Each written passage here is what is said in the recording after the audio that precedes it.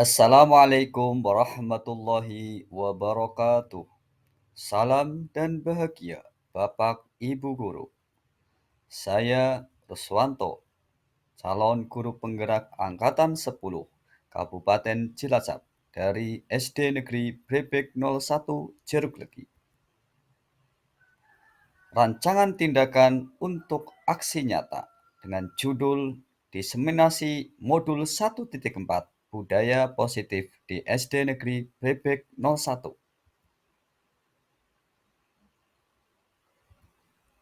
Latar belakang tujuan pendidikan menurut Ki Hajar Dewantara adalah menuntun segala kodrat yang ada pada anak-anak agar mereka dapat mencapai kebahagiaan setinggi-tingginya, baik sebagai manusia maupun sebagai anggota masyarakat.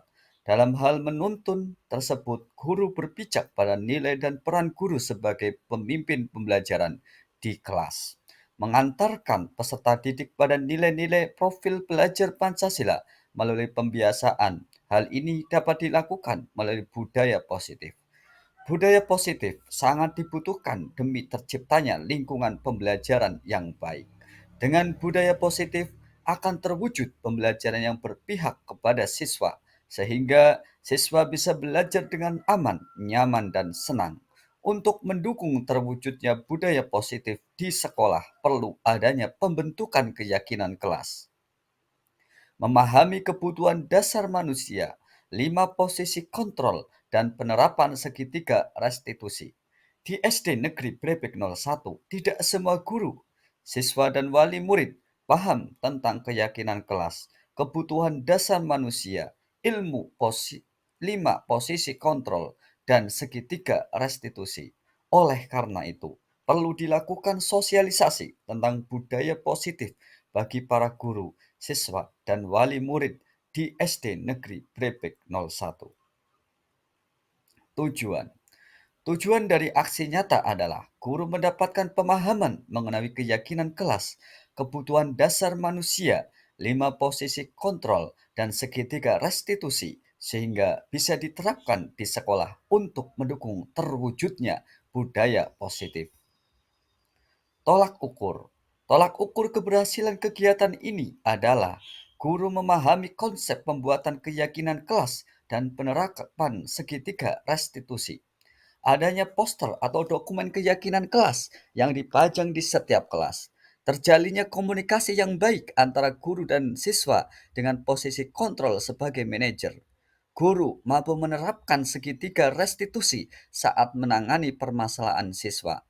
Lini masa tindakan yang akan dilakukan. Yang pertama, membuat perencanaan kegiatan. Yang kedua, membuat materi tentang budaya positif dalam bentuk slide PowerPoint. Yang ketiga, berkonsultasi dengan kepala sekolah untuk mendapatkan masukan mengenai materi yang sudah dibuat dan penentuan jadwal sosialisasi.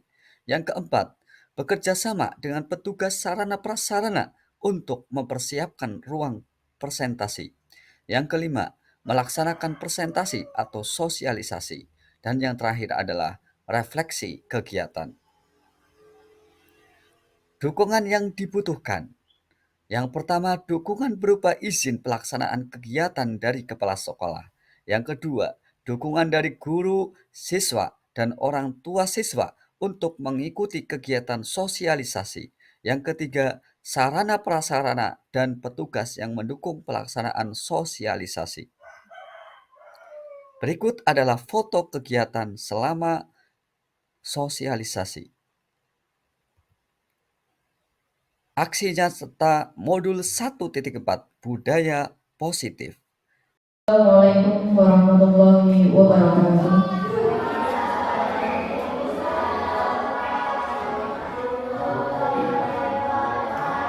Alhamdulillahirrahmanirrahim.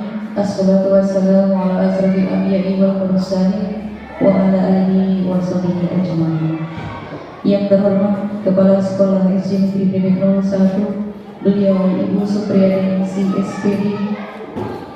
Yang kami hormati calon guru penggerak Angkatan 10 Kabupaten Cilacap, beliau Bapak Muhasin SPD MPD dan Bapak Ruswanto SPD. Yang kami hormati segenap Dewan Guru serta karyawan SD Negeri Brebek 01, yang kami hormati wali siswa SD Negeri Brebek 01 serta siswa-siswi SD Negeri Brebek 01 yang berbahagia. Pertama, marilah kita panjatkan puji syukur kita kehadirat Allah Subhanahu wa taala yang telah melimpahkan rahmat serta hidayahnya kepada kita semua sehingga kita dapat berkumpul bertemu dalam acara Desiminasi Modul 1.4 Budaya Positif di SD Negeri Brebek 01 Jeruk Indi, Pendidikan Guru Penggerak Angkatan 10 Kabupaten Cilacap. Salawat serta salam senantiasa tercurah kepada Nabi Muhammad Sallallahu Alaihi Wasallam yang senantiasa kita nantikan syafaatnya di yaumul qiyamah. Semoga kita semua mendapatkan syafaatnya. Amin amin ya rabbal alamin. Bapak Ibu serta anak-anak yang kami hormati, sebelum acara dimulai, perkenankan saya selaku pembawa acara membacakan susunan acara pada pagi hari ini. Diseminasi Modul 1.4 Budaya Positif di SD Negeri Brebek 01 Jeruk, Pendidikan Guru Penggerak Angkatan 10 Kabupaten Cilacap, Jumat 31 Mei 2024 dengan acara 1 pembukaan, 2 sambutan, 3 acara inti, dan yang terakhir penutup. Marilah Bapak Ibu serta anak-anak yang kami hormati, marilah kita buka diawali dengan bacaan basmalah bersama. Bismillahirrahmanirrahim. Semoga acara demi acara berjalan dengan lancar. Bapak Ibu yang kami hormati, acara selanjutnya yaitu sambutan Kepala Sekolah SD Negeri Brebek 01. Beliau yang akan disampaikan oleh beliau Ibu Sutriyaningsi SPD, dipersilakan.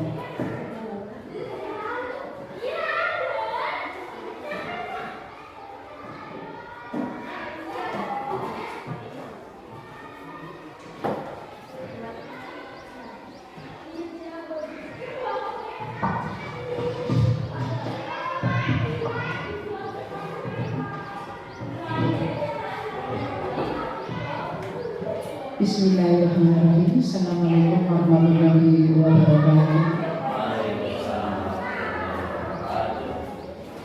Yang saya hormati Bapak Ibu Guru karyawan PPD Program 1, dan saya hormati pula Ibu Wali Murid kelas 5, dan yang saya sayangi siswa-siswi berprestasi kelas 5.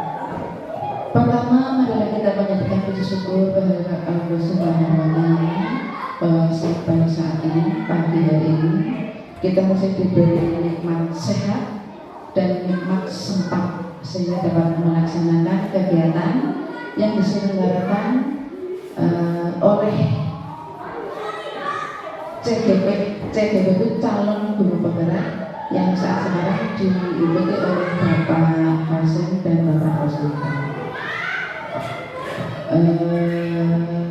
Untuk kegiatan desiminasi budaya positif, mungkin saya sendiri mungkin sudah melaksanakan tapi belum memahami betul desiminasi itu apa. Nek cara biaya sosialisasi, pencerahan, penyampaian materi, tapi kalau desiminasi cenderung sosialisasi ini cenderung disampaikan ke objek sehingga objek itu bisa mengikuti alurnya, mengikuti apa yang disosialisasikan.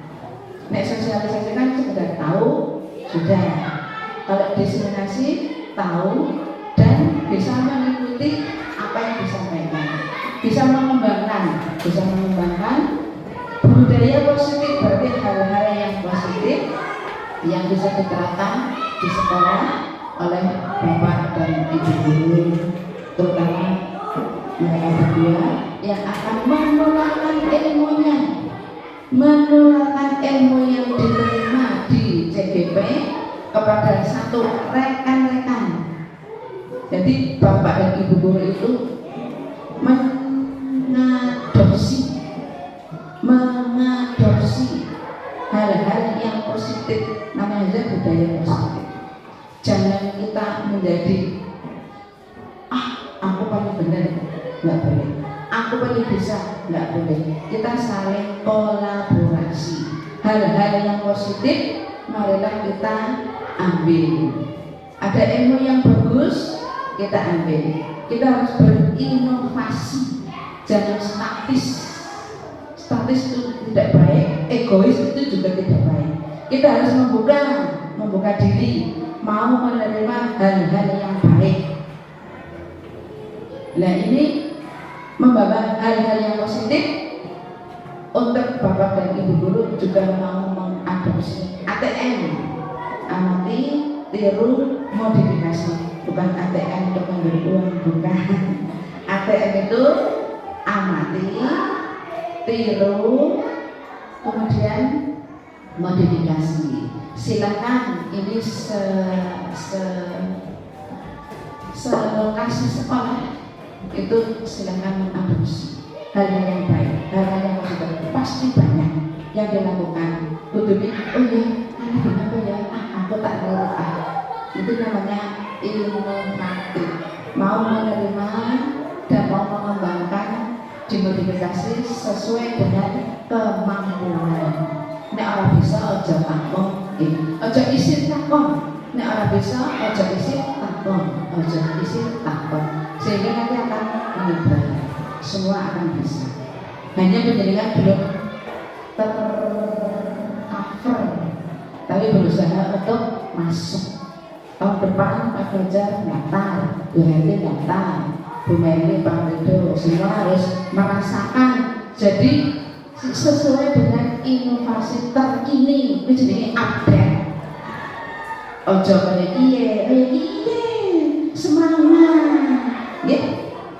Kiranya itu yang dapat saya sampaikan. Monggo kegiatan ini diikuti dengan baik, semoga lancar dan memperoleh kesuksesan. Akhir kali berbagai hidayah. Wassalamualaikum warahmatullahi wabarakatuh.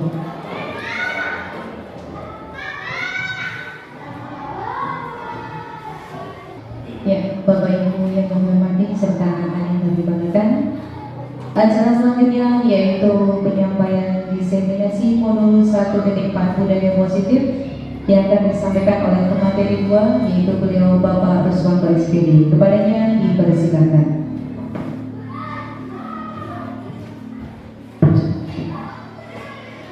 Terima kasih. Assalamualaikum warahmatullahi wabarakatuh. Yang saya hormati Kepala Sekolah SD Negeri 01, yang saya hormati Bapak Ibu SD Negeri 01, yang saya hormati juga wali murid dari kelas 5 yang kebetulan hari ini hanya kelas 5A yang saya hormati dan terima kasih atas kesempatannya bisa hadir di sini. Terus kepada anak-anakku ya dari kelas 5 yang telah selalu berjumpa dengan saya selama 2 tahun, mungkin sudah bosan tapi mungkin juga sudah menyambut seperti itu. Terima kasih semuanya. Marilah kita panjatkan puji syukur kepada Allah Ta'ala.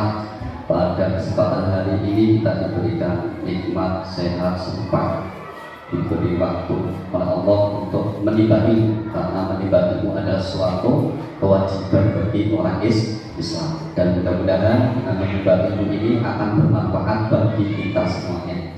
Allahumma amin. Salawat serta salam marilah kita lipat curahkan kepada Nabi Muhammad Sallallahu Alaihi Wasallam. Mudah-mudahan kita semuanya akan mendapatkan syafaat di yaumil akhir.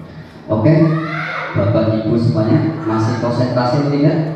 Saya punya permainan untuk melatih konsentrasi. Oke ya. Coba kalau saya bilang pagi, maka tepuknya 2 kali. Kalau saya bilang siang, tepuknya 1 kali. Dan bila saya bilang malam, tepuknya setengah. Contoh ya, pagi, siang, setengah, malam. Paham ya?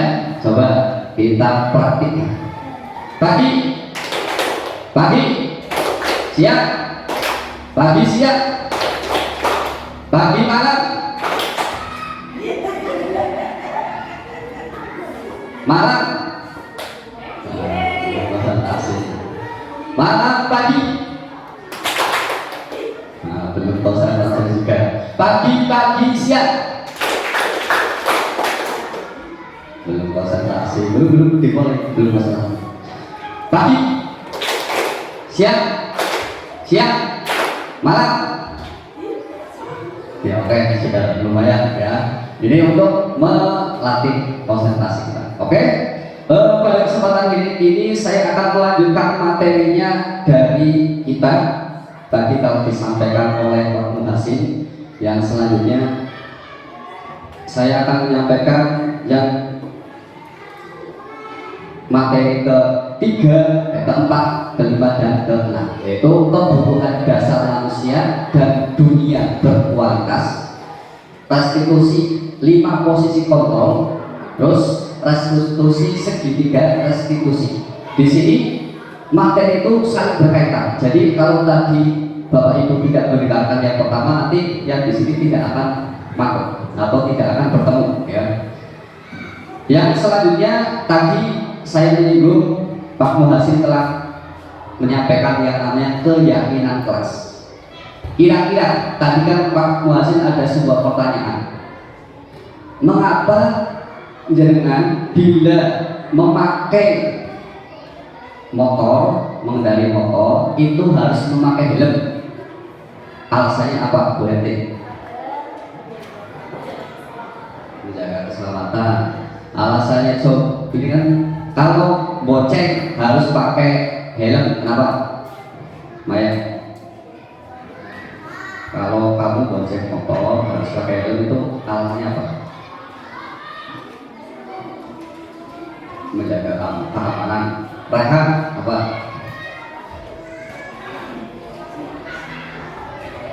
Keselamatan. Pak Ridho untuk apa? Kenapa memakai helm? Takut dibilang polisi. Jadi itu alasan-alasan itulah yang namanya keyakinan. Ya, berarti yang keyakinan itu alasan-alasan kenapa kita melakukan itu. Jadi saya masuk ke sekolahan atau berangkat ke sekolah pagi itu kenapa? Karena saya punya keyakinan bahwa kalau saya berangkat pagi nanti akan mendapatkan pahala atau mendapatkan apa, itu namanya keyakinan. Terus selanjutnya di sini langkah-langkah sudah dijelaskan oleh Pak Muhasin. Nah di sini ada yang namanya kesepakatan kelas, ada keyakinan kelas. Ini keyakinan. Coba kita bedakan. Ini kesepakatan kelas, datang tepat waktu mengucapkan salam. Ini kesepakatan. Kalau keyakinan kelas, ini salah satu kata-katanya. Keyakinan kelas itu memakai kata-kata yang umum, tadi menghargai, saling menyayangi. Kalau ini kan katanya khusus. Datang tepat waktu itu masuk dalam apa? Kalau datang tepat waktu, kalau kita datang tepat waktu masuk dalam kategori kata yang umumnya apa? Datang tepat waktu, melaksanakan tugas dengan baik, itu apa masih?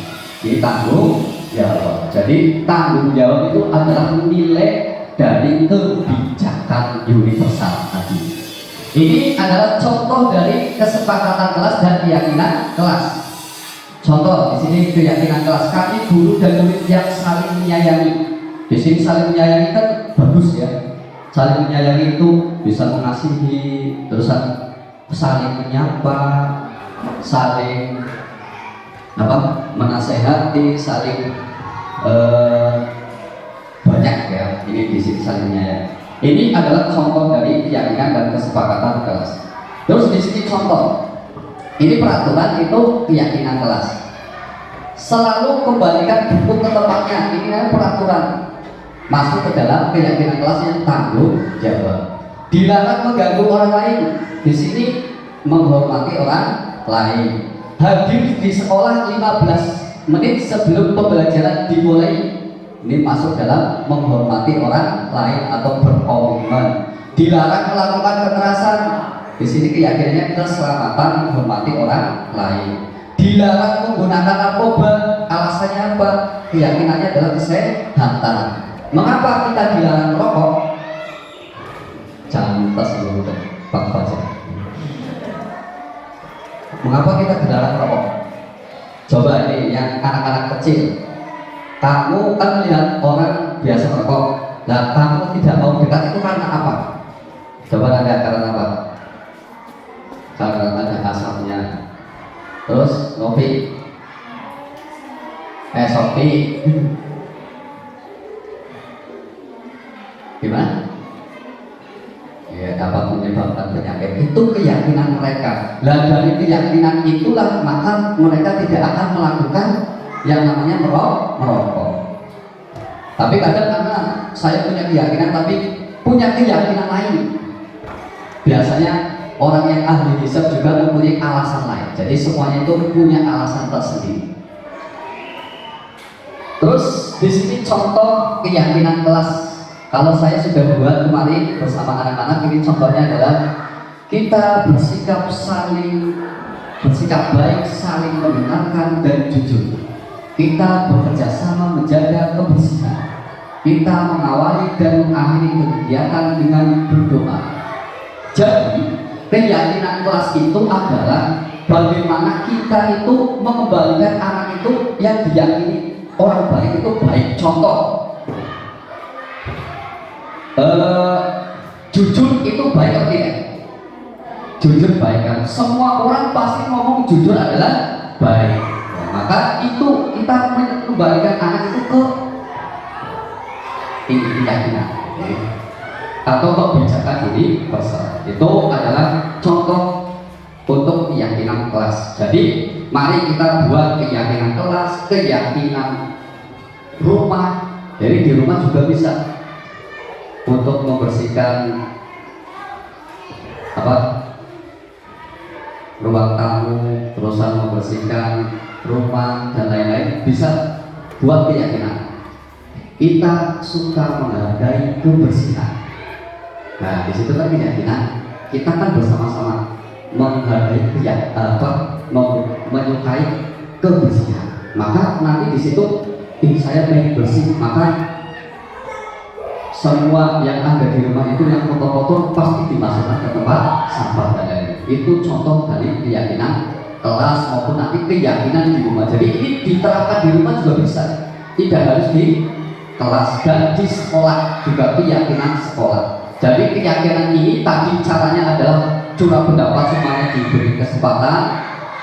Contoh, satu rumah ada 3 anak, 3 orang, ada ayah, ibu dan anak. Nanti apa saja usulnya? Nah nanti dibuat keyakinan kelas.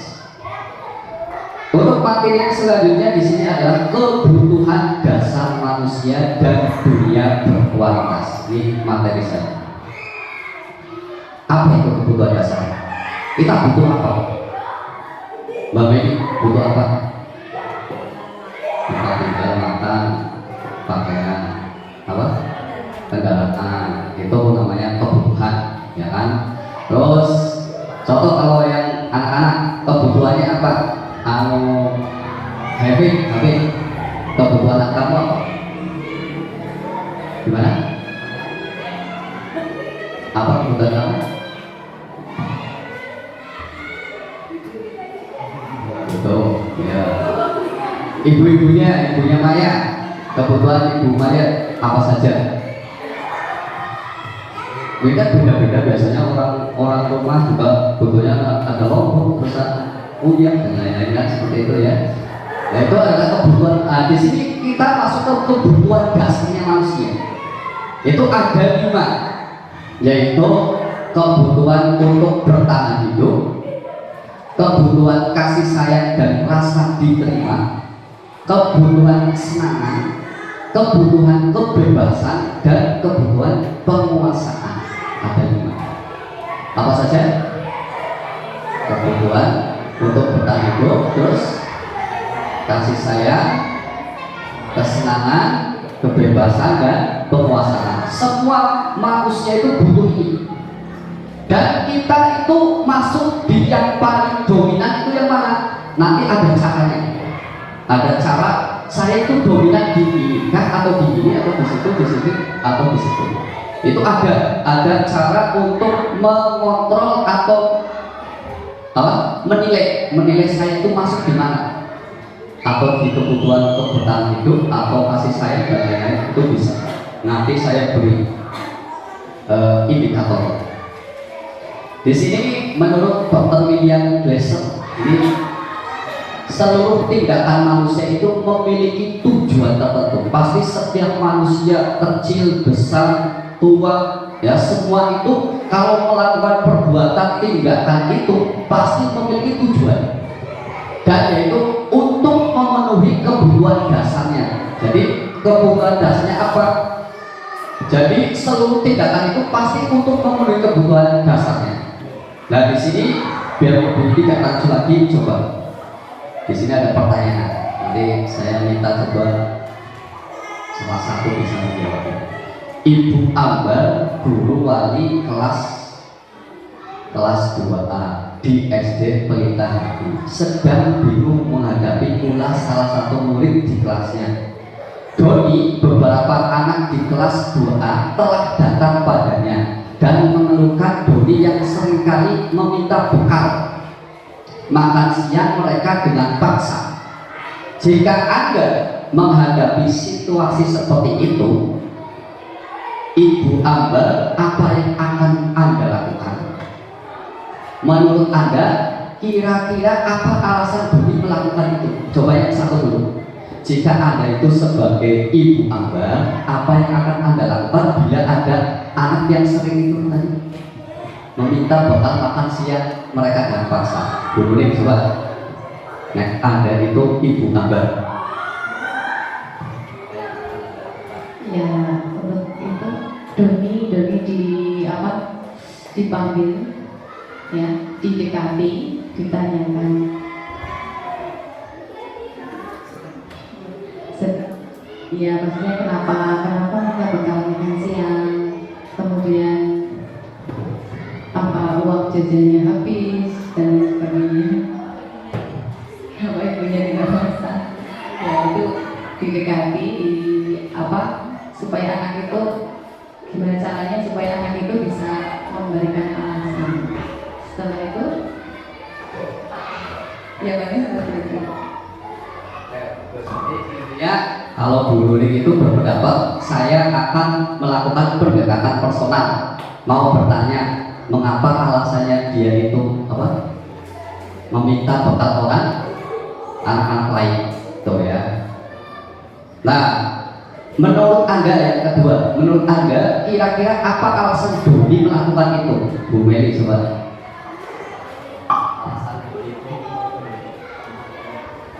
Yang tadi pertama sudah disebutkan sama Bu Nuning, mungkin sangunya kurang, mungkin ibunya tidak memasak, mungkin juga memang sama sekali lapar yang berkali-kali kecokan.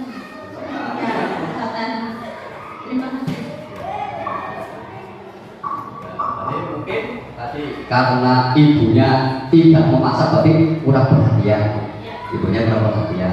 Terus kecotan, berarti kurang memenuhi kebutuhan dasar yang pertama, yaitu kebutuhan untuk bertahan hidup. Ya. Di sini kita akan kupas-kupas 5 kebutuhan tadi, yaitu yang pertama adalah kebutuhan bertahan hidup.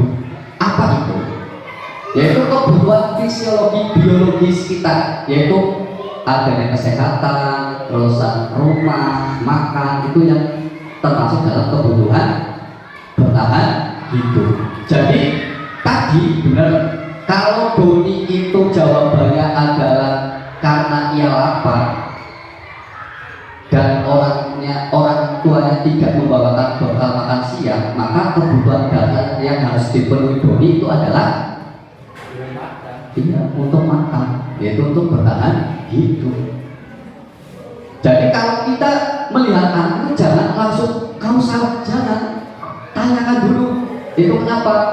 Mungkin karena tadi dia itu lapar dan tidak ada yang makan sangunya tidak bawa. Terus mau minta ke siapa? Dan lapar itu sungguh luar biasa. Kalau lapar itu bisa litik loh ya, litik dan lain-lain kan. Nah, daripada tidak konsentrasi, mending minta dengan paksa kepada teman lain. Salah apa betul? Salahnya salah. Iya. Ya tetap salah, tapi itu ya benar, menurut dia kan benar, menurut kita itu benar kan, kebutuhan itu kan. Oh dia itu benar, lupa daripada pingsan ya, mending maksa. Tapi salahnya itu benar, memaksa. Terus yang kedua, kasih sayang dan rasa diterima. Nah, ini kebutuhan kasih sayang. Coba Bapak Ibu semuanya, anak-anak, pengen apa enggak punya teman? Pengen apa tidak? Merasa diterima oleh orang lain. Ingin apa tidak? Ini adalah kebutuhan psikologis. Merasa disayangi, merasa kita bisa berbicara dengan banyak orang, kita mempunyai teman kerja, binatang pemeliharaan, kita mempunyai hubungan dengan orang lain, ya, teman, keluarga dan lain-lain. Pasti semuanya itu punya, ya. Karena kalau kita itu diterima oleh banyak orang, itu kita merasa, oh, saya merasa berharga. Ya, jadi kalau kamu diterima di contoh anak ini, ya, kamu kalau di kelas itu diterima oleh teman-teman kamu, suka apa enggak? Nah, kalau kamu di kelas diejek-ejek sama teman-teman, suka apa enggak? Mungkin kalau nanti kamu diejek-ejek, nanti besok mungkin tidak akan masuk. Ini kebutuhan rasa diterima atau kasih sayang. Di sini bila kasus tadi, kalau jawabannya Doni itu tidak membawa bekal dan itu mengambil bekal temannya itu karena dia merasa senang temannya jadi memperhatikan dia.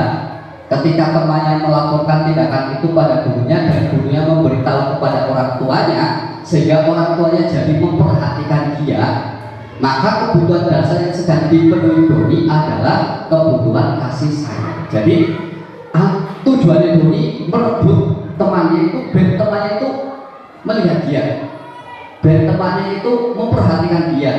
Nah, sehingga laporan kepada gurunya.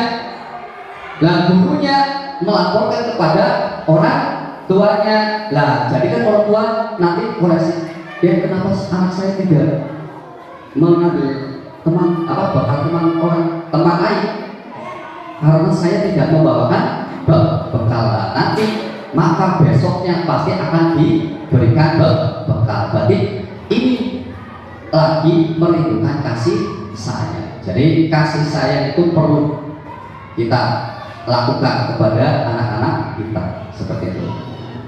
Terus yang selanjutnya adalah kebutuhan penguasaan, kebutuhan pengakuan atas kemampuan. Nah, kebutuhan ini itu ciri-cirinya itu dia itu mempunyai kekuatan untuk mencapai sesuatu, menjadi kompeten, menjadi terampil, diakui atas prestasinya. Keterampilan kita didengarkan dan dihargai, dimiliki rasa harga diri. Kebutuhan ini memiliki keinginan untuk dianggap berharga. Jadi bila kebutuhannya itu adalah berhubungan dengan dia pengen diakui, dihormati, disegani di atas segala prestasinya, maka itu adalah kebutuhan akan penguasaan. Nah, di sini contohnya dalam kasus jawaban tadi, bila Doni itu jawabannya adalah penguasaan, maka Doni itu merasa hebat karena temannya jadi takut dengan dia dan menuruti keinginannya. Maka sebetulnya Doni sedang berusaha memenuhi kebutuhan dasarnya adalah kekuasaan. Jadi kalau tujuan Doni itu untuk menakuti teman-temannya, maka Doni itu pengen dianggap penguasa. Jadi ada apa? Ya, ada alasan masing-masing. Jadi benar guru ini tadi tanya dulu alasannya apa? Karena apa? Berarti memenuhi yang satu. Terusan karena ini diterima atau diterima, dikasih sayangi, maka nomor 2. Dan bila ini teman-teman itu merasa takut, maka dia adalah di penguasaan. Dan yang keempat adalah kebebasan. Di sini kebutuhan akan pilihan, kebutuhan akan kemandirian, otonomi, memiliki pilihan dan mampu mengendalikan arah hidup seseorang. Anak-anak dengan kebutuhan kebebasan yang tinggi menginginkan pilihan. Mereka perlu banyak bergerak, suka mencoba-coba, tidak terlalu terpengaruh orang lain, dan senang mencoba hal baru dan menarik. Jadi kalau dia itu punya kebutuhan kebebasan, jadi kalau di rumah, contoh di rumah isinya diperintah untuk nyuci piring saja setiap hari, kan bosan. Harusnya ada variasi. Di rumah selain nyuci piring nanti beda, ada apa, menyanyi bersama-sama, contoh ya, terus ada menyapu dan lain-lain, biar dia itu merasa bebas. Kalau di kelas gurunya jangan ceramah saja, harus ada ya, ada berkelompok, ada bermain dan lain-lain. Ini kebutuhan kebebasan. Maka bila alasannya Doni itu mengambil bekal makanan yang dibawakan teman itu karena ibunya selalu membawakan bekal yang sama, oleh karena itu dia ingin mencoba makanan teman-teman yang beraneka ragam, maka dia itu kebutuhan kebebasan. Jadi jangan nyampur itu setiap hari apa? Mie baik, mie goreng terus atau telur ceplok terus, kan bosan. Maka kapan itu aja, maka dia merebut teman lain, karena yang teman lain ada ikan, ada ayam dan lain-lain. Tuh ya, ini adalah kebutuhan atas kebebasan. Dan yang terakhir itu adalah kebutuhan kesenangan, kebutuhan untuk merasa senang. Nah di sini kalau kebutuhan kesenangan itu adalah kebutuhan untuk mencari kesenangan, bermain dan tertawa seperti kita. Tapi di sini kesenangan itu nanti akan menimbulkan pembelajaran. Contoh ini, kayak hewan. Ini kita diadakan hewan. Ada anjing, lumba-lumba atau primata itu bermain. Mereka biasanya bermain itu untuk bisa dilatih untuk belajar. Biasanya kan dengan melompat, nanti dikasih makanan. Nah, dia bermain-main tapi sambil belajar.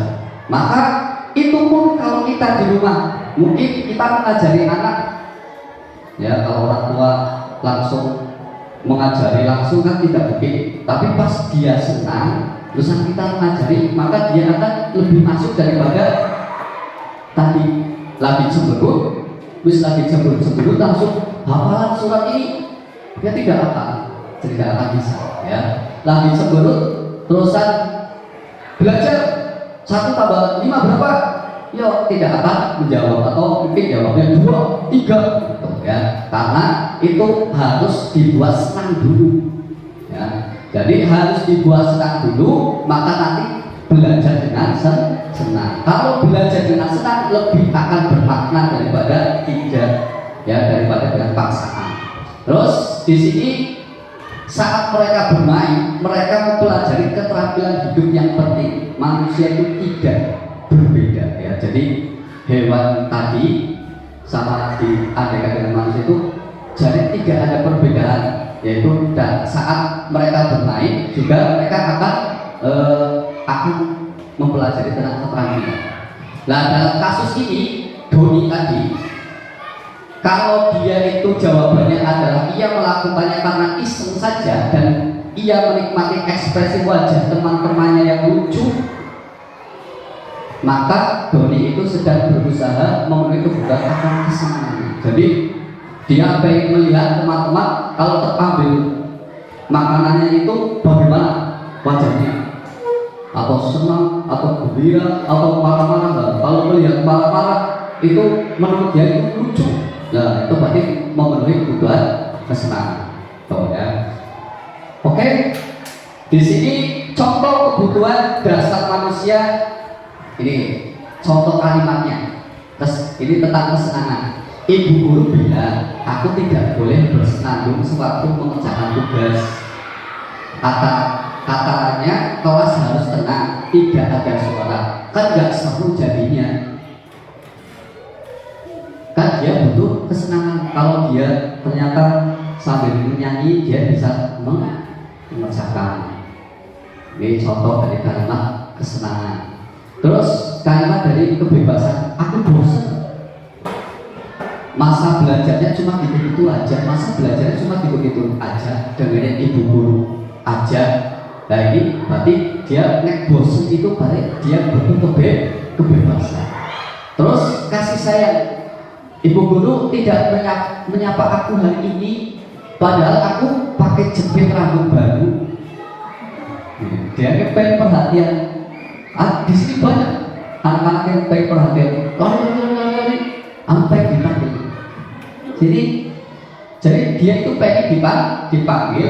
Kamu sedang apa? Kamu ngapa? Itu ada suatu dari perhatian. Jadi kita kayak pagi hari itu melakukan apa? PBB di depan kelas, terus masuk, terus bertanya, itu adalah bentuk dari perhatian untuk memenuhi kebutuhan kasih sayang. Seperti kita ada yang menjawab bagus, itu juga memenuhi kebutuhan kasih sayang.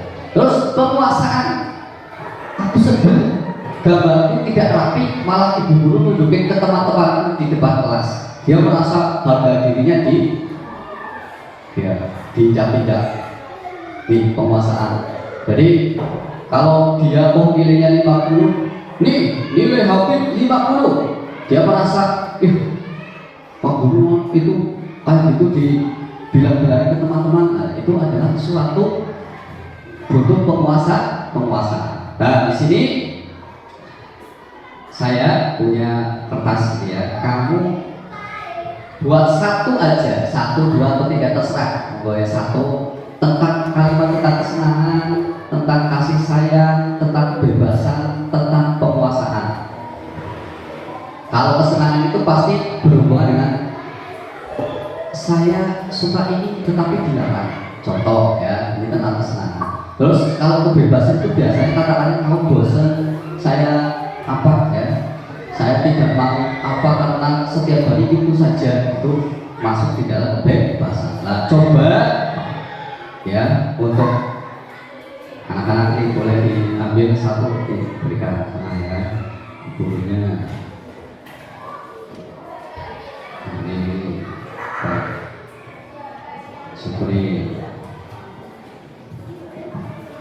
1 kalimat saja yang di situ menunjukkan rasa dari kebutuhan dasar manusia.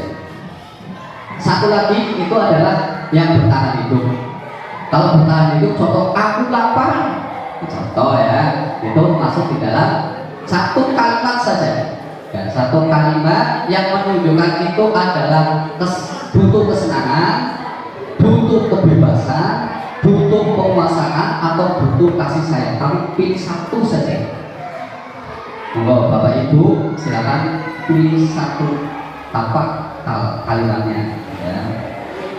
Nanti kita masukkan ke dalam itu kebutuhan dasar.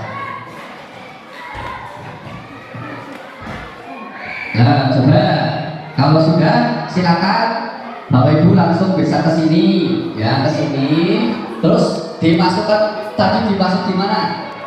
Atau di kesenangan, di bertahan hidup, ditempelkan, itu bisa. Yang sudah, silakan yang sudah.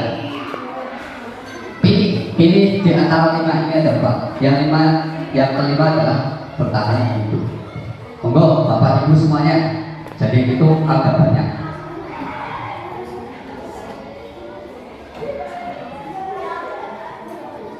Kasih sayang, aku tidak suka ini.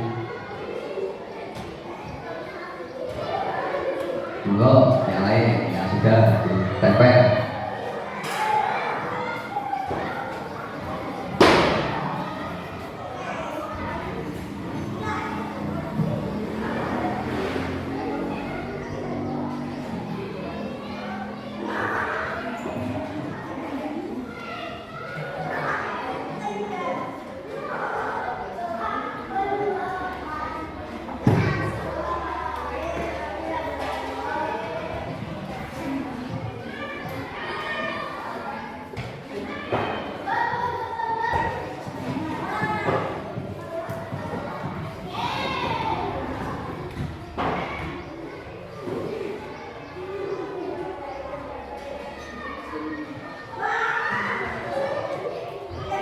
Monggo.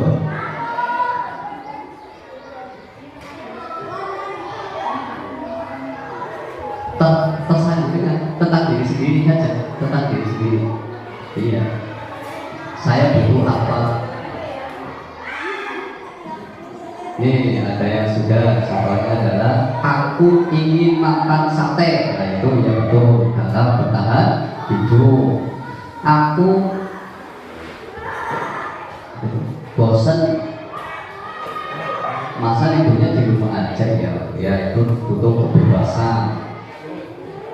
Ini aku paling suka mendengarkan musik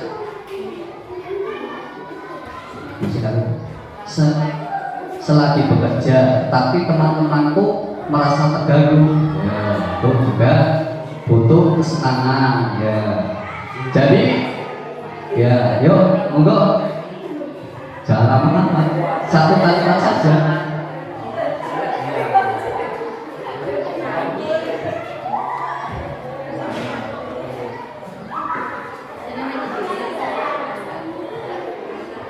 Baik, Pak Tito, baik. Aku sebel tulisan. Oh itu berarti permasalahan berarti Pak Tito. Aku sebel tulisanku jelek tetapi dipasang di mati ya. Itu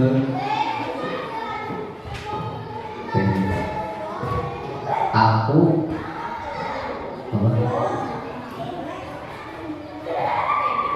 pengen selalu dilarang. Pengen selalu dilarang. Pengen sesuatu. Aku pengen anak nurut dan mau melakukan aktivitas dengan tepat waktu. Itu misalnya tuh. Yuk anak-anak, udah.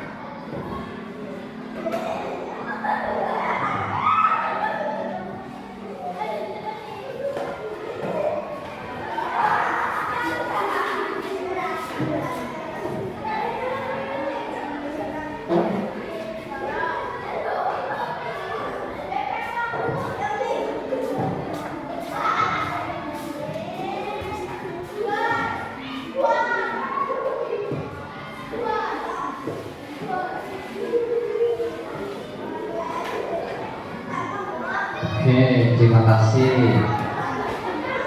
Dan ternyata semua itu punya itu ya kebutuhan. Kebutuhannya beda-beda.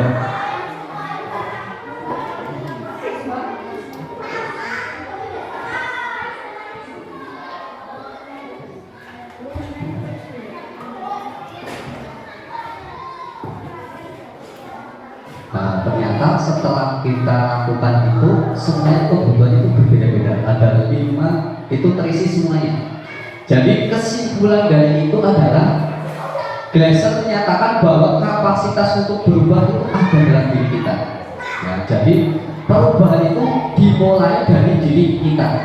Kalau kita ingin berubah maka diawali dari diri kita. Nah, jika kita dapat mengidentifikasi kebutuhan apa yang mendorong perilaku kita, maka perubahan perilaku positif dapat dimulai dengan mencari solusi untuk memenuhi kebutuhan tertentu dengan cara yang positif. Jadi intinya kalau kita sudah tahu kebutuhan itu dan kebutuhan kita yang sesungguhnya kita pengen apa, lah kita lakukan dengan hal-hal yang positif. Tadi contoh Doni itu ingin makanan yang lain, makanan tidak itu saja. Maka sebaiknya kalau Doni tahu seperti itu, Gori itu meminta ke ibunya, Bu, besok masaknya jangan telur aja lah, besok itu selain telur, contoh ya. Atau bisa juga bilang ke teman-temannya, tidak merebut, langsung merebut, sorry saya minta telurnya sedikit dong, atau itu ya, itu kan positif ya. Itu jadi kalau kita sudah tahu kebutuhan dasar kita itu apa, maka kita akan tahu bagaimana mencari hal-hal yang positif untuk meningkatkan kebutuhan dasar kita, seperti itu. Nah, jenengan nanti bisa mengetahui kebutuhan dasar jenengan dengan cara ada nanti saya bagikan lah ya, biar yang tahu saya itu kebutuhannya di apa, di penguasaan atau pertahanan hidup, atau merasa diterima, atau kebebasan, atau kesenangan. Itu ada caranya. Oke, sebelum ke dunia berkualitas, kita akan melakukan ice breaking dulu ya. Sekarang kebalikannya, semua itu kebalik. Dunia kebalikan. Jadi kalau saya bilang ular itu panjang, ular itu pendek, cacing itu panjang, padahal yang nyata ular itu lebih banyak daripada cacing. Sekarang dibalik, kalau ular, kalau cacing, nah tapi sekarang udah bisa ya, cacing, ular. Nah sekarang kambing dengan gerakan ya, gerakan. Kalau pendek ini berarti pendek ya. Terus kalau panjang berarti panjang. Berarti kalau ular pendek ya, pakai gerakan siap ya. Kalau cacing panjang. Oh paham? Siap? Ya. Cacing. Ayo. Ular. Ular. Cacing. Cacing. Ular. Ular. Cacing. Cacing. Cacing. Ular. Ular. Cacing. Cacing. Ular. Ya, udah lumayan presentasi ya, udah bagus. Lah sekarang kita masuk ke dunia berkualitas. Ini ada ininya, nggak bisa dihilangkan, nggak terlihat. Apa itu dunia berkualitas? Dunia berkualitas adalah tempat khusus dalam pikiran kita, tempat Anda menyimpan gambaran representasi dari semua yang Anda inginkan. Apa yang Anda inginkan itu ada di dunia berkualitas. Bisa berisi orang-orang atau hal-hal apa saja yang terbaik dalam hidup Anda dan membuat Anda merasa bahagia dan terpenuhi semua kebutuhan dasar Anda. Nah, di sini dari Dr. William Glasser menyebutkan seperti semacam album foto. Jadi kalau foto kan banyak, kalau dijadikan albumnya satu, album foto tentang pernikahan, album foto tentang ulang tahun, tuh kan ya. Nah di sini, di situ ya tidak terlalu banyak, hanya akan terdiri atas beberapa hal yang sangat signifikan atau yang benar-benar itu terbaik bagi Anda, yang membuat hidup Anda menjadi lebih bermakna. Kebutuhan dasar bersifat lebih umum dan universal, sedangkan dunia berkualitas itu lebih unik dan itu ada pada diri Anda. Nah, di situ ada ininya. Nanti jangan gambarkan saya padu, diambil satu. Ini ada satu. Tadi udah habis. Nanti saya padu bagaimana itu dunia berkualitas. Siap ya? Kita pejamkan mata ini, pejamkan mata kita. Nanti jangan membayangkan, merenungkan.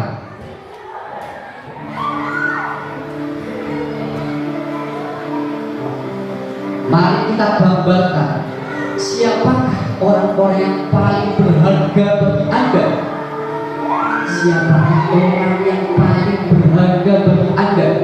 Bayangkan siapakah itu yang paling berharga di Anda. Tuliskan siapa orang yang paling berharga di hidup Anda. Sekarang silahkan tuliskan siapa orang yang paling penting dan paling berharga dalam hidup Anda selama ini. Terus nilai-nilai kebajikan apa yang terpenting dalam hidup Anda? Atau jujur, berkomitmen, tanggung jawab, menghargai orang lain, itu adalah suatu nilai-nilai kebajikan. Apa yang Anda inginkan ada dalam diri Anda? Nilai apakah yang itu akan dimunculkan dalam diri Anda? Nilai-nilai kebajikan apa? Tuliskan di dalam kertas Anda nilai yang ingin Anda munculkan. Kalau Anda menjadi orang yang ideal, karakter atau sifat apa yang paling Anda inginkan pada diri Anda? Karakter apa? Jujurkah? Atau karakter sopan, santun, menghargai orang lain, karakter berani, percaya diri dan lain-lain? Pilih salah satu yang itu ingin Anda kembangkan di dalam diri Anda. Sudah? Apa pencapaian Anda yang Anda sangat banggakan selama ini? Apa cita-cita Anda selama ini yang Anda banggakan yang sudah tercapai di dalam diri Anda? Cita-cita apakah yang sudah tercapai? Tulis. Apa itu? Apakah saya menjadi anak yang sudah rajin, menjadi orang tua yang disayangi oleh anak-anaknya, ataukah menjadi guru idaman, ataukah menjadi istri idaman, atau ibu dari anak-anaknya? Cita-cita apakah yang sudah tercapai? Terus, apakah pekerjaan ideal bagi Anda? Saya itu pengen bekerja yang sesuai dengan keinginan saya itu apa? Tuliskan. Tidak harus sama dengan sekarang. Saya itu pengen kerjaannya apa? Dibayangkan. Saya pengennya apa pekerjaannya? Apakah yang di rumah tidur tapi dapat uang? Atau pekerjaan menjadi apa yang Anda inginkan? Terus ceritakan satu kalimat saja bagaimana perjalanan hidup Anda dari titik rendah ke titik puncak. Satu kalimat saja yang menggambarkan panjenengan itu telah mencapai visi yang tadi, mencapai cita-cita yang tadi. Bagaimana cara Anda mendapatkan itu? Tuliskan satu kalimat saja yang menggambarkan perjalanan hidup Anda selama ini mendapatkan yang Anda inginkan tadi. Dan yang terakhir, apa yang paling bermakna? Apa yang paling bermakna bagi hidup Anda? Apakah orang tua, ataukah anak, ataukah pekerjaan, ataukah penguasaan, menjadi pemimpin? Nah, apa yang bermakna bagi Anda selama ini? Sudah?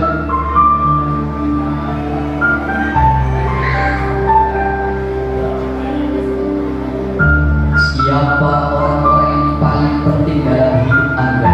Siapa? Nilai-nilai kebajikan apa yang ada dalam hidup Anda? Satu aja. Jujur, percaya diri, menghormati orang lain, sopan, santun, boleh.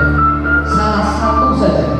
Terus karakter apa yang Anda inginkan ada dalam diri Anda? Percaya diri, konsentrasi, rajin belajar, atau yang lain rajin dan lain-lain. Karakter apa yang ingin Anda ada dalam diri? Pencapaian apa yang Anda sangat banggakan selama ini? Pekerjaan apa yang Anda inginkan? Mungkin yang sekarang dulu belum tentu yang diinginkan sekarang adalah guru, atau yang bukan guru, yang orang tua mungkin di rumah pekerjaan berjualan, mungkin dia punya cita-cita bukan berjualan. Terus perjalanan hidup Anda bagaimana? Menggambarkan suatu perjalanan hidup Anda dari satu kalimat saja. Dan yang terakhir adalah apa yang paling bermakna bagi Anda. Oke, itu. Jadi sudah ya. Jadi itu Anda bila di rumah sudah tahu apa yang ada di dunia bayangannya kita, atau kalau di kelas dulu ya sudah tahu, contoh ini, oh ternyata orang yang paling disukai Sofi itu adalah saya, contoh ya. Terus Sofi itu ternyata ingin menjadi orang yang jujur. Apa yang akan Anda lakukan sebagai orang tua? Contoh, setelah dari tahu, oh ternyata dunia kualitasnya anak saya itu yang paling disukai adalah saya sama ayahnya. Terus di situ ternyata cita-cita anak saya itu simpel sekali, ingin membahagiakan orang tuanya, contoh ya. Nah, dari jawaban itu dengan itu bisa apa? Introspeksi diri atau refleksi, oh iya, aku berarti kurang ini, aku itu butuh ini ya. Jadi kalau itu untuk diri Anda, maka dengan oh saya butuh ini ya. Butuh apa? Yang 5 kebutuhan dasar. Maka itu akan jangan berusaha untuk memenuhi itu, walaupun itu mungkin tidak semua akan terjadi. Karena itu keunikan jenengan tidak saya baca di sini. Mau nanti jangan ada kepribadian di situ ya, ada yang pribadi. Itu cukup untuk apa? Kualitas apa? Anak-anak. Nah di sini masuk ke materi kedua, yaitu 5 posisi kontrol. Nah sekarang saya mau tanya ini, nanti dijawab ya. Anto jarang sekali hadir di pembelajaran jarak jauh. Kemarin pembelajaran dari jarak jauh. Dan pada saat hadir pun Anto sering menggunakan kata-kata kasar di kolom chat mengejek teman-temannya. Hal ini sudah sangat mengganggu, dan beberapa orang tua murid yang mengikuti pembelajaran daring itu mengeluhkan tentang perilaku Anto di pembelajaran daring yang pakai apa kemarin Zoom atau Gimit ya. Nah, bila Anda adalah seorang kepala sekolah atau seorang guru atau seorang orang tua, penerapan disiplin apakah yang akan Anda lakukan untuk kasus Anto? Mengapa? Jadi tadi masalahnya apa? Anto ya menulis di kolom chat itu dengan kata-kata kasar. Anda terganggu. Nah, di sini pertanyaannya, jika Anda orang tua, kepala sekolah atau guru, disiplin apakah yang akan Anda lakukan? Ya. Disiplin apakah tadi kan Anda menghukum, ya kan? Terus membuat rasa bersalah, ya, atau tadi yang restitusi, ya. Nah, menurut Anda apa yang akan Anda lakukan? Coba ibunya kan mau pakai yang apa?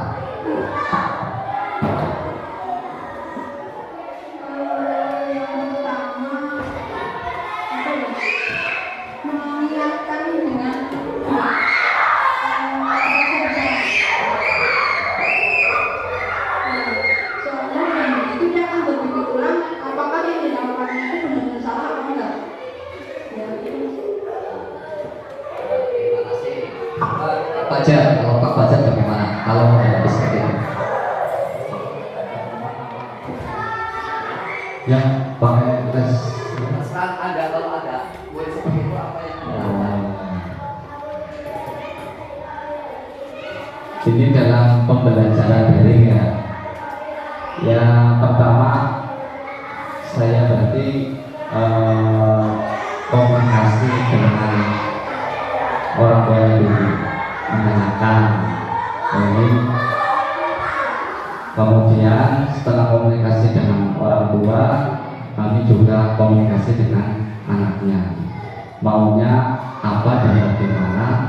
Ketika pembelajaran itu sedikit mengganggu teman di grupnya gitu. Komunikasi ya. Berarti komunikasi dengan orang tua maupun dengan siswanya. Ya. Kalau kamu sebagai teman, kalau tadi ada yang mengejek di kolom chat, apa yang kamu lakukan ke bawahnya? Sebagai teman, ada temanmu, contoh Sophie mengejek kamu, itu gimana?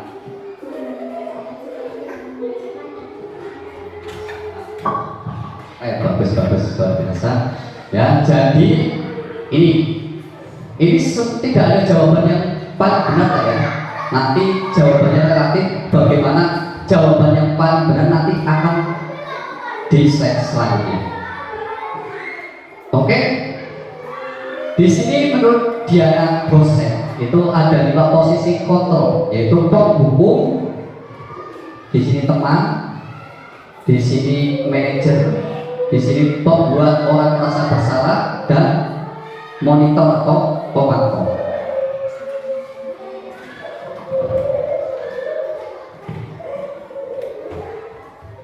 Oke ya, ini ada 5 posisi kontrol. Di sini posisi kontrol itu ada 5. Penghukum, pembuat orang merasa bersalah, menjadi teman, menjadi pemantau, atau menjadi manajer. Di sini kalau kita menggunakan penghukum atau pembuat orang bersalah, maka kita dimasuk di identitas gagal. Kalau kita nanti di sini identitas berhasil atau sukses, maka kita nanti ada di teman, pemantau, atau yang paling sukses adalah menjadi manajer. Apa itu maksudnya? Kalau penghukum di sini,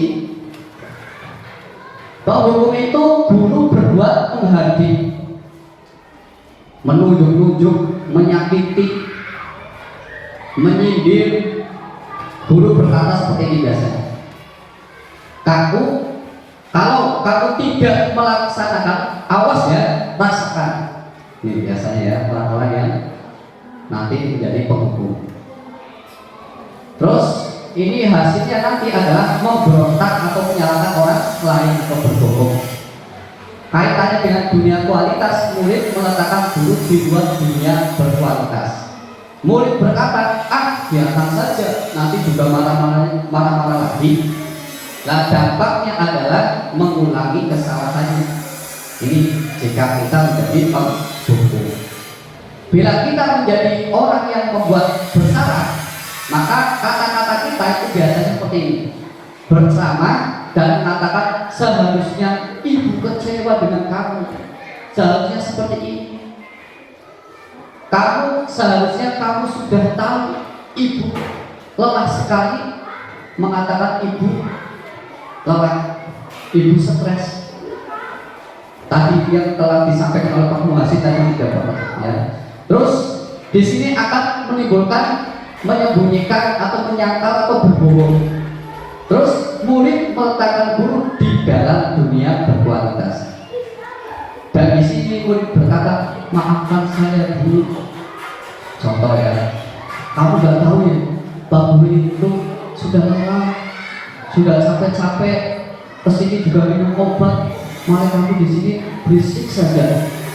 Dan mereka akan merasa bersalah. Oh iya, Pak Guru sudah seperti itu, saya melakukan ini. Maka dia akan merasa rendah diri, dan itu tidak percaya diri dengan dirinya. Terus bila menjadi teman, ini bisa jadi orang tua ya, ini bisa untuk guru, untuk orang tua sama. teman malah membuat alasan-alasan untuk muridnya. Biasanya seperti ini. Ayolah lakukan demi ibu. Contoh tidak mengerjakan soal. Ayolah dilakukan. Nanti ibu beri kasih uang atau kasih jajan. Ya, itu sebagai teman. Masa kamu tidak mau? Ingat tidak ibu pernah bantu kamu. Nah seperti itu. Ini contoh jadi teman. Jadi nanti ada ketergantungan. Terus murid meletakkan guru di sebagai orang yang sangat penting di dunia berkualitas. Terus di sini saya pikir bapak ibu teman saya ternyata begitu. Jadi nanti setelah Anda tidak melakukan hal yang sesuai dengan keinginan anaknya, maka anak itu berkata seperti ini. Saya pikir ibu itu teman saya, ternyata tidak seperti itu. Terus di sini menjadi dampaknya adalah murid itu menjadi lemah, tidak mandiri, selalu tergantung pada orang tuanya, pada gurunya. Ini kalau kita menjadi teman. Terus kita menjadi pemantau. Di sini menghitung dan mengukur. Guru berdua itu menghitung dan mengukur. Orang tua, guru berkata, orang tua berkata, apa peraturannya? Contoh di rumah merusak gelas atau piring atau apa. Ini kalau merusak gelas ini apa yang akan kamu lakukan? Ya, peraturannya apa?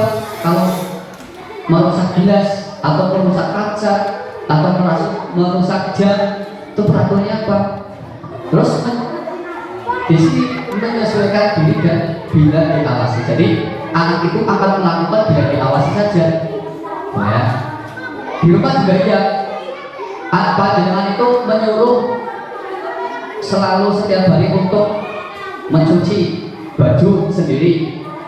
Itu kalau jenengan ada, kalau tidak ada maka anaknya akan kembali. Seperti di kelas kita, di kelas menyuruh anak supaya tenang, tapi gurunya pergi langsung rame. Tuh ya, ini nanti hasilnya. Terus murid meletakkan guru sebagai peraturan atau hukum di dunia berkualitas tadi.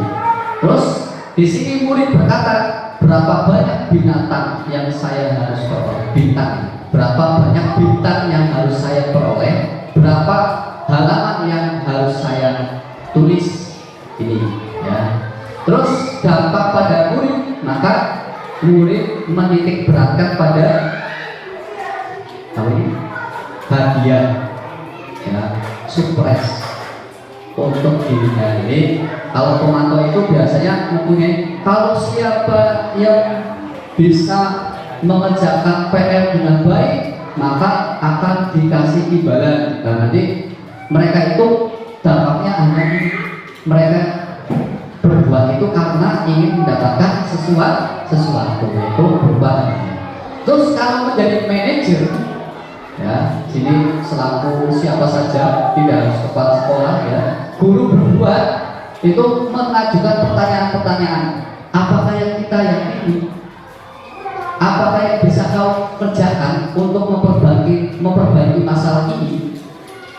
Ini hasilnya memuaskan pribadi anak. Terus murid meletakkan dirinya sebagai individu yang positif dalam dunia berkualitas. Nah di sini masuk bagaimana caranya yang saya bisa perbaiki dari masalah yang dihadapi. Dan yang terakhir adalah mengevaluasi diri. Jadi kalau menjadi manajer maka nanti akan mengevaluasi diri. Jadi seperti ini. Contoh ada kasus. Kasusnya adalah di kelasnya Pak Fajar ada yang berkelahi. Ada yang berkelahi. Dan yang lain, teman-teman yang lain itu menyoraki. Kalau Anda menjadi posisi penghukum, ya, Anda menjadi penghukum, apa yang akan Anda katakan pada satu anak tadi? Contoh adalah anaknya Fajar Sabama.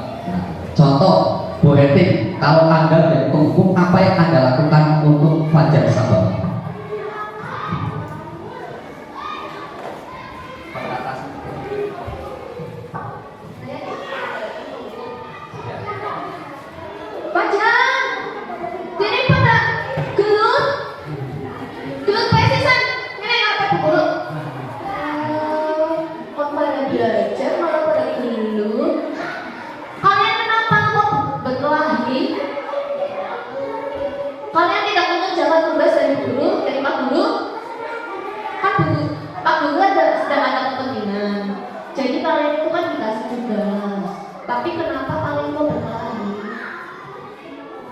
Nah, sekarang kalian guru-guru bersihkan toilet putra.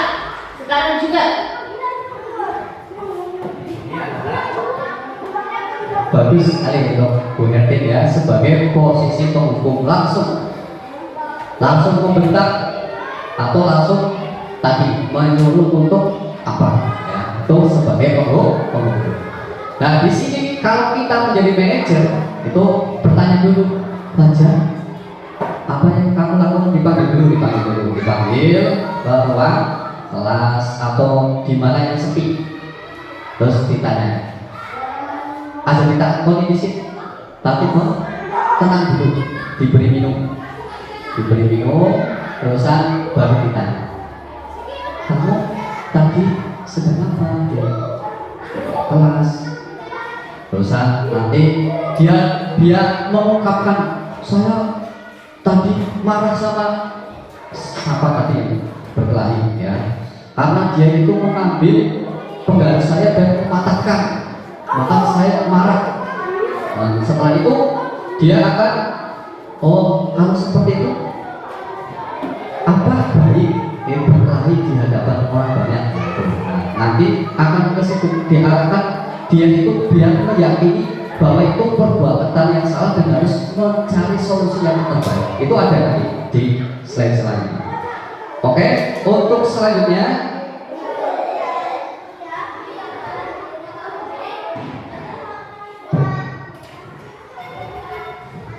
nah, untuk memahami lebih dalam lagi, maka kita lihat video tentang 5 posisi kontrol.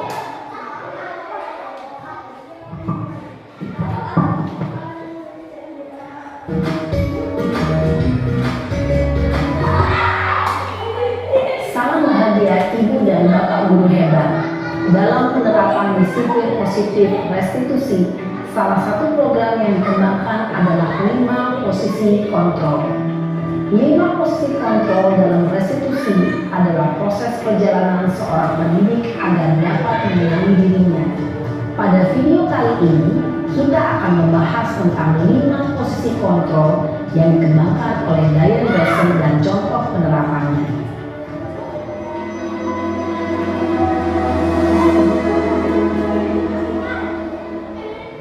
5 posisi kontrol itu adalah 1.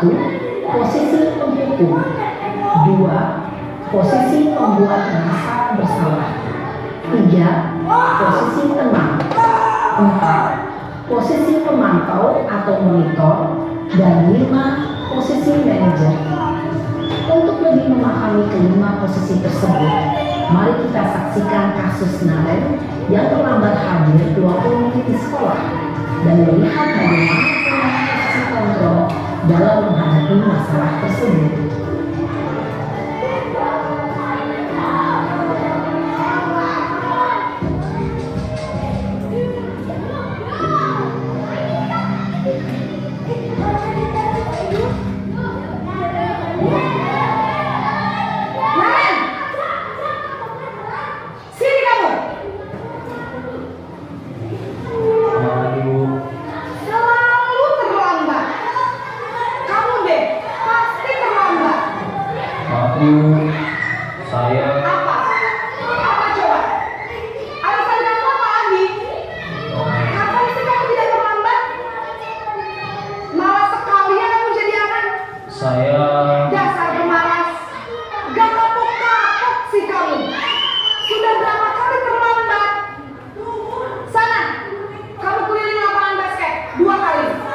Kenapa saya harus pilih lapangan basket, Bu? Kenapa? Kamu melawan ibu? Berani-beraninya jawab. Sudah terlambat, masih berani jawab pula. Sekarang, keliling lapangan basket 5 kali sekalian. Biar kapok. Cepat. Pergi sana ke lapangan basket. Posisi penghukum biasanya berbicara dengan nada tinggi, menghardik, menunjuk-nunjuk, menyakiti, dan meninju. Hukuman bisa berupa fisik maupun psikis. Ibu dan Bapak Guru hebat, Dampak yang terjadi pada murid ketika guru berada pada posisi penghukum adalah murid cenderung akan memberontak, bahkan menyimpan dendam.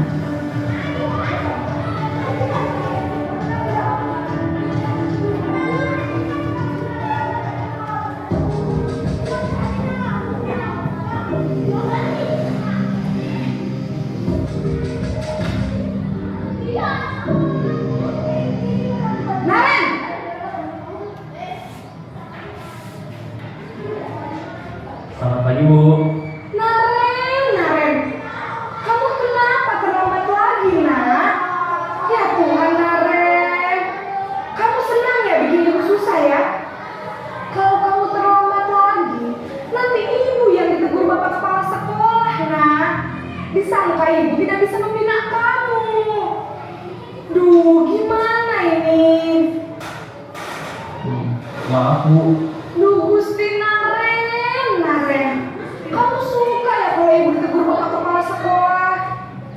Terus, sekarang ibu harus tulis apa ini di buku absen? Ini kamu sudah sering terlambat loh. Ibu harus apa coba? Maaf, Bu. Maaf sekali. Ya sudah, lain kali jangan bikin ibu susah lagi ya nak ya. Ibu tidak akan kuat lagi kalau kamu gini terus. Bisa jantungan kalau ibu tegur bapak kepala sekolah.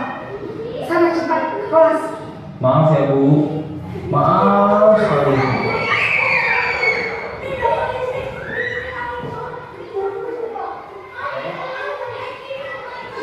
Itu dua guru ya, nanti bisa dilanjut di rumah masing-masing. Di sini coba, ini ada dua soal.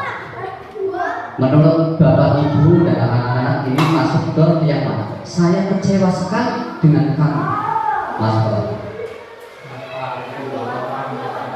Iya, merasa bersalah.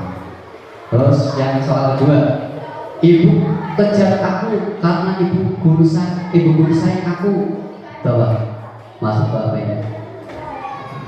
Cinta dan kasih sayang. Ini ada kasus satu kali saja ya, nanti lanjut saja dulu. Di sini adalah yang terakhir adalah langkah-langkah segitiga restitusi. Ada 3 langkah. Yang pertama adalah menstabilkan identitas. Yang kedua, validasi tindakan yang salah. Yang ketiga, menanyakan keyakinan. Di dalam menstabilkan identitas, di sini untuk membuat anak yang merasa gagal karena berbuat salah menjadi positif terhadap dirinya, maka guru itu akan berkata seperti ini: berbuat salah itu hal yang manusiawi. Tidak ada manusia yang sempurna. Bapak Ibu juga buat salah. Kita pasti bisa menyelesaikan permasalahan ini. Bapak Ibu tidak tertarik untuk mencari solusi siapa yang benar dan siapa yang salah, tapi Bapak atau Ibu lebih tertarik untuk menyelesaikan masalah ini. Kalau kamu menyalahkan dirimu sendiri terus-menerus, apakah kamu bersikap baik pada dirimu sendiri? Ini kalau kita sedang menstabilkan identitas. Kemudian langkah kedua yaitu validasi kebutuhan. Kita tanyakan apa kebutuhannya. Membuat murid mengenali basic atau kebutuhan dasar yang ingin dipenuhinya ketika melakukan kesalahan itu. Pada dasarnya setiap tindakan manusia itu pasti memiliki tujuan. Ya. Maka di sini guru itu akan berkata seperti ini. Guru atau orang tua berkata seperti ini: kamu bisa saja melakukan hal yang lebih baik, lebih buruk dari ini, tapi kamu tidak melakukan. Kamu pasti punya alasan mengapa melakukannya. Apa yang penting bagi kamu? Kamu boleh tetap berusaha menjaga sikap itu, tapi tambahkan sikap yang lain yang baru. Terus, maukah kamu belajar cara lain untuk mendapatkan yang kamu butuhkan tanpa harus memukul? Apakah kamu bisa melakukan dengan lebih baik besok lagi? Ini adalah kata-kata saat memvalidasi kebutuhan. Terus yang terakhir adalah menanyakan keyakinan. Anak melihat kesalahannya dihubungkan dengan norma sosial atau nilai-nilai yang mendasari manusia berinteraksi dengan orang lain, yang kebijakan universal itu, atau keyakinan kelas kita, maka atau keyakinan rumah. Apa nilai yang kita percaya di kelas, di sekolah, atau di rumah kita? Nilai-nilai universal apa yang telah kita sepakati? Kelas yang ideal itu seperti apa sih? Kamu ingin jadi anak seperti apa? Apa yang kamu rasakan ketika kamu melakukan itu? Kamu menjadi orang yang seperti apa? Nah, ini adalah contoh menerapkan segitiga restitusi. Dan lebih dalamnya lagi, saya putarkan video satu pasal saja. Waalaikumsalam.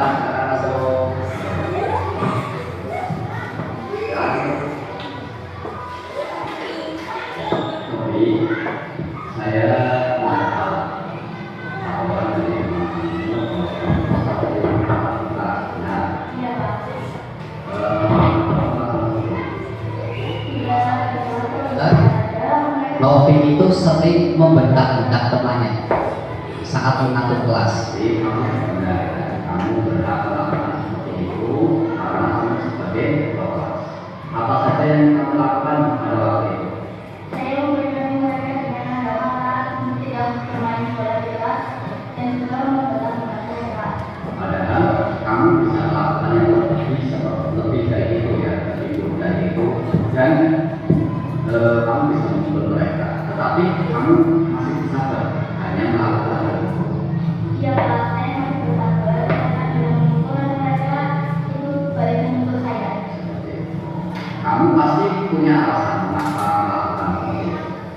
Saya sebenarnya sudah mengingatkan mereka agar tidak berbuat di kelas atau bermain di luar kelas, tapi mereka tetap pada saja Pak, jadi saya emosi. Oke, coba kita dengan kita. Apa yang kita percaya, apa yang belum sesuai dengan keinginan kamu.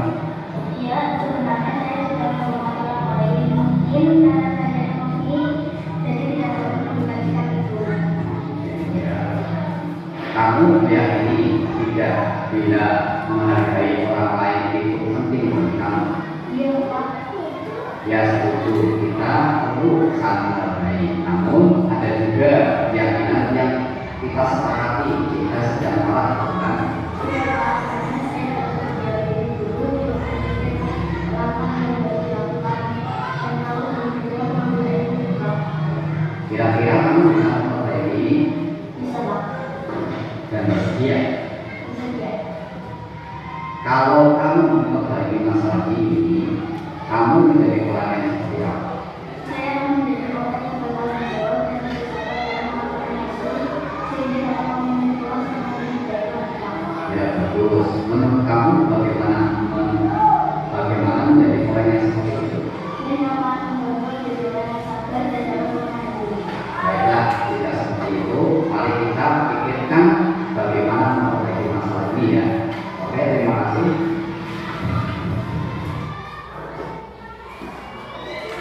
Oke, jadi itulah contoh permasalahan pemecahan permasalahan dengan segitiga restitusi. Itu memvalidasi tindakan dulu, menstabilkan identitas, memvalidasi kebutuhan, dan yang terakhir adalah menanyakan keyakinan. Jadi jangan sampai kita nanti ada anak yang salah atau melakukan hal sesuatu itu langsung seperti penghukum atau merasa bersalah atau menjadi teman itu masih bagus ya, menjadi teman itu masih bagus, dan lebih bagus lagi adalah menjadi manajer. Maka di sini semoga kita sebagai orang tua ya, sebagai guru maupun sebagai kepala sekolah dan sebagai anak murid ya, kita akan menjadi disiplin positif ya, mendapatkan disiplin positif. Jadi disiplin itu yang pertama adalah kita harus melakukan hal-hal urutan seperti tadi ya. Pertama adalah melakukan dengan terpaksa. Yang kedua adalah menjadi kebiasaan dan akan menjadi budaya. Maka Semoga kita di sekolah kita akan menjadi budaya yang positif. Dalam penerapan program disiplin positif, hendaknya guru memiliki standar kepribadian, profesionalisme dan sosial yang baik, di mana guru mampu merefleksi dirinya dalam posisi kontrol saat itu. Bagaimana perjalanan dirinya sebagai among atau manajer yang menuntun murid-muridnya menjadi insan mandiri, merdeka, dan bertanggung jawab. Nah, itu adalah tujuan dari Standar Nasional Pendidikan. Mudah-mudahan kita di SD Negeri Brebe 01 bisa menerapkan budaya positif dengan menjadi 5 kontrol yang terbaik adalah menjadi manajer. Seperti itu yang dapat kami sampaikan dari awal sampai akhir. Mohon maaf yang sebesar-besarnya bila kurang dalam penyampaian kami. Bisa nanti kita share lagi yang tadi kurang ya, karena waktunya kurang, maka bisa dilihat bagaimana posisi merasa bersalah, posisi pemantau, teman maupun manajer. Nanti sehingga nanti Bapak Ibu semuanya bisa menerapkan di rumah masing-masing maupun di sekolah. Seperti itu. Sekian akhir kata. Wassalamualaikum warahmatullahi wabarakatuh.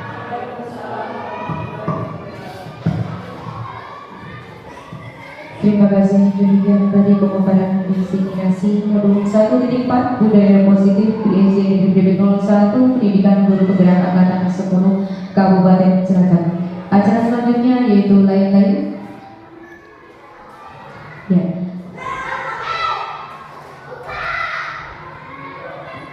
Ya, Bapak Ibu dan anak yang saya hormati, acara selanjutnya yaitu penutup.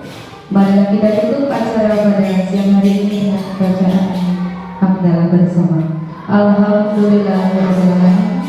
Demikian rangkaian acara diseminasi modul 1.4 budaya positif di SD Negeri 01 Jeruk pendidikan guru penggerak angkatan 10 Kabupaten Cilacap berjalan dengan lancar. Saya selaku membawa acara. Apabila ada tutur kata yang tidak berkenan di hati Bapak Ibu anak-anak, saya mohon maaf yang sebesar-besarnya. Wassalamualaikum warahmatullahi wabarakatuh.